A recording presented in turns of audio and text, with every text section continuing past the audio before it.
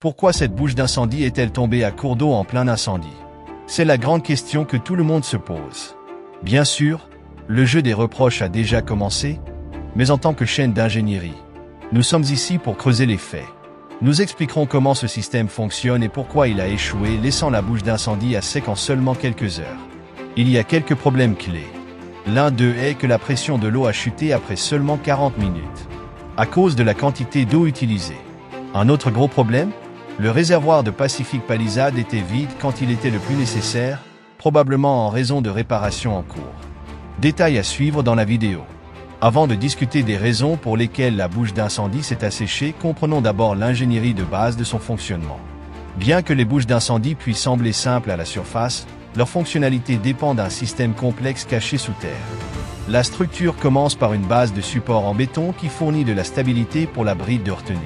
Cette bride sécurise la connexion entre la bouche d'incendie et son tuyau de branchement, assurant durabilité et résistance.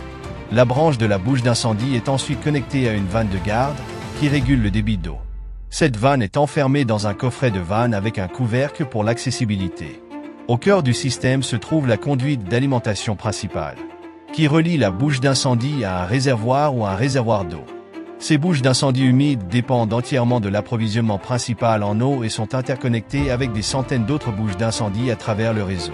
Lors d'un incendie, plusieurs bouches d'incendie peuvent puiser dans le même approvisionnement en eau simultanément. Bien que cette conception interconnectée assure une large couverture, elle signifie également qu'une forte demande peut submerger le système, entraînant une réduction de la pression ou même une perte complète du débit d'eau. Comprendre cette ingénierie souligne l'importance de maintenir des systèmes d'approvisionnement en eau robustes pour soutenir des opérations de lutte contre les incendies efficaces. Le système d'eau a été confronté à une pression sans précédent, connaissant 4 fois sa demande normale pendant un incendie en Californie. En seulement 40 minutes, les services d'urgence ont demandé 40 équipes de grève de camions, soit environ 200 camions de pompiers. Pour mettre cela en perspective, ces 200 camions étaient simultanément connectés à des bouches d'incendie, tous essayant de puiser de l'eau dans le même système en même temps. Cependant, les conduites d'eau sont conçues pour accueillir un débit limité. Un problème supplémentaire survient lorsque les bouches d'incendie sont situées dans des zones en hauteur. Ces systèmes dépendent fortement des réservoirs d'eau pour fournir suffisamment de pression, pour pousser l'eau à travers les tuyaux jusqu'aux maisons et aux bouches d'incendie dans des endroits élevés. Lorsque les niveaux d'eau dans ces réservoirs baissent trop bas, le système perd la capacité de fournir de l'eau aux réservoirs d'eau et perd la capacité de maintenir une pression suffisante. Sans cette pression nécessaire, les bouches d'incendie dans les zones en hauteur deviennent non fonctionnelles, compromettant davantage les opérations de lutte contre les incendies et laissant des zones critiques vulnérables. Nous examinerons ce qui cause les bouches d'incendie à sec. Cela a probablement entravé les efforts pour protéger certaines maisons et corridors d'évacuation, en raison d'un manque d'approvisionnement en eau. L'une des principales raisons pour lesquelles la bouche d'incendie n'a pas pu pomper de l'eau était qu'au moment où l'incendie a éclaté à Pacific Palisades, un réservoir DWP voisin, qui était également hors service et vide pour réparation. Ce grand réservoir à Pacific Palisades, qui fait partie du système d'approvisionnement en eau de Los Angeles, était hors service lorsque des incendies de forêts féroces ont détruit des milliers de maisons et d'autres structures à proximité. Mais les responsables ont déclaré que le réservoir de Santa Ynez avait été fermé depuis février pour des réparations de son couvercle, laissant un complexe de stockage d'eau de 117 millions de gallons vides au cœur des Palisades pendant près d'un an. Voici les images avant et après, qui montrent l'étendue des dégâts aux propriétés de Los Angeles. Cette image particulière provient du quartier d'Altadena, où l'incendie d'Eaton s'est produit. En utilisant des caméras infrarouges de Maxar, nous pouvons clairement voir les incendies faire rage au sol. Passons maintenant à d'autres images avant et après également de la région d'Altadena. La lueur orange dans ces images indique des incendies actifs à ce moment-là. En fait, de nombreux incendies dévastateurs ont commencé mardi, alimentés par des vents forts de Santa Ana de la force de la tempête. Voici l'incendie des Palisades. Il a commencé à 10h30, heure locale, le mardi 7 janvier 2025. Seulement 15 minutes après que l'incendie a été signalé pour la première fois, il montre déjà son intensité vue du ciel. L'incendie s'est rapidement propagé tout au long de l'après-midi, faisant rage entre les villes balnéaires de Santa Monica et Malibu. À minuit, il avait consumé près de 3000 acres, détruisant de nombreux bâtiments et maisons, tellement que les responsables peinent encore à déterminer l'étendue complète des dégâts. La cause des incendies n'a pas encore été identifiée. Cependant, ce que nous savons, c'est qu'ils ont été amplifiés par des vents violents et secs soufflant du nord-est. Ces vents, connus sous le nom de vent de Santa Ana, accélèrent lorsqu'ils atteignent le terrain montagneux autour de Los Angeles. Cela peut être vu dans les bandes frappantes de rose et de violet sur les cartes météorologiques, indiquant les zones touchées par ces vents diaboliques. Les vents de Santa Ana réduisent également drastiquement les niveaux d'humidité, asséchant la terre et la rendant plus inflammable, avec des vitesses de vent atteignant jusqu'à 60 miles par heure. Ces conditions sont si extrêmes que les avions de lutte contre les incendies n'ont pas pu décoller. Les chefs des pompiers décrivent la combinaison de faible humidité, de sol sec et de vent fort comme créant certaines des pires conditions d'incendie imaginables. Le sud de la Californie a récemment connu un été exceptionnellement chaud, avec presque aucune pluie pendant ce qui devrait être la saison humide. Cette carte illustre les précipitations au cours des 60 derniers jours par rapport à la moyenne pour cette période.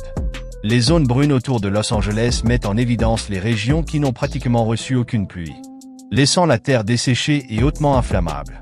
Cette combinaison de facteurs a créé une situation désastreuse pour des milliers de résidents de Los Angeles, dont beaucoup ont été forcés de fuir leurs maisons. Ces maisons, souvent appartenant à des célébrités, ont été réduites en cendres en quelques heures. C'est la dure réalité à laquelle les Californiens sont confrontés alors qu'ils luttent contre une saison des incendies de forêt de plus en plus sévère et prolongée. Ces incendies sont actuellement en cours en Californie. L'incendie des Palisades a été signalé pour la première fois à 10 h le samedi 1er août 2019. Environ 16 000 acres. Mercredi soir, l'incendie s'était étendu à environ 16 000 acres. Au moins 30 000 personnes avaient reçu l'ordre d'évacuer leur maison. L'incendie d'Eaton a rapidement couvert 1000 acres. Dans les 6 premières heures après son déclenchement, il a commencé à Altadena, dans les collines au-dessus de Pasadena vers 18 h 30, heure locale, mardi. Mercredi soir, l'incendie s'était étendu sur plus de 10 000 acres et 5 décès avaient été signalés. L'incendie de Hearst a commencé à brûler juste au nord de San Fernando vers 22 h 10, heure locale, mardi. Il a rapidement atteint 850 acres, selon les responsables locaux, et a déclenché des ordres d'évacuation dans la ville voisine de Santa Clarita. L'incendie de Woodley a éclaté dans le parc Woodley vers 6 h 15, heure locale, mercredi. Selon le département des incendies de Los Angeles, et est maintenant complètement maîtrisé. L'incendie d'Oliva a éclaté dans le comté de Ventura, au nord-ouest de Los Angeles, et a brûlé environ 11 acres. Il est également entièrement maîtrisé. L'incendie de Ligia s'est déclaré vers 14 h mercredi dans la région montagneuse d'Acton, au nord de Los Angeles. Il s'est étendu à près de 350 acres et, à 21 h, était maîtrisé à 40%. L'incendie de Sunset a éclaté vers 18 h dans les collines d'Hollywood, un quartier résidentiel surplombant la région historique d'Hollywood. Il couvre actuellement environ 50 acres et n'est maîtrisé à 0%. Un ordre d'évacuation obligatoire reste en vigueur, mais il y avait aussi d'importants problèmes de financement qui ont peut-être entravé les efforts de lutte contre les incendies. Une lettre potentiellement divulguée du chef des pompiers de LA, Kristen Crowley, datée du 17 décembre 2024, avertissait la maire Karen Bass des répercussions des récentes coupes budgétaires. Selon la lettre, une réduction de 17 millions de dollars du budget du département avait gravement limité la capacité du département à se préparer, à s'entraîner et à répondre à des urgences de grande ampleur, y compris les incendies de forêt. Cet avertissement met en lumière le rôle critique que joue un financement suffisant dans le maintien de la préparation aux catastrophes naturelles et autres urgences. La lettre soulève des questions importantes sur l'impact des décisions financières sur la sécurité publique, en particulier dans un État comme la Californie, qui est sujette aux incendies de forêt. Nous réalisons des vidéos originales de A à Z. Alors n'oubliez pas de vous abonner et d'activer la cloche de notification pour plus de vidéos.